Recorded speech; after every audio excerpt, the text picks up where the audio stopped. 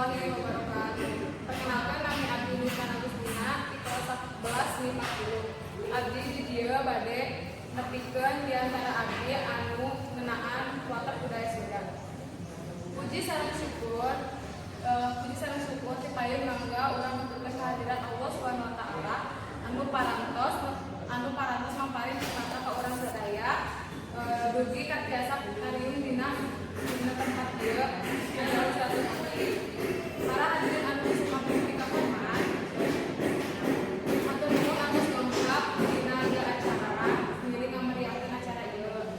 Hadirin sadaya, dina dangek ieu simkuring bade nepikeun di antara ngeunaan watak budaya Sunda. Ari Sunda teh masalah dina kecap su anu artina alus anu ngabogaan maksud saya. Watak budaya Sunda anu maksudnya eta tarik teh nyaeta singkatan dari Witan Suling.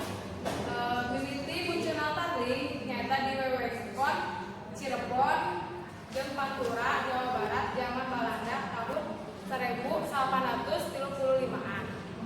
Tarik tepek sarupaning kamonesan aya seni sarimpi jeung tari topeng. Minangka buka acara nincak dina bulan hajatan dari desa ke di kota masyarakat aya nu nangkap tari. Jadi kecenderungan dina di antara ieu teh kalayan dina mimiti munculna tari. Hadirin nu musim abdi kahormat, urang kedah ngiring ngamumule kasenian urang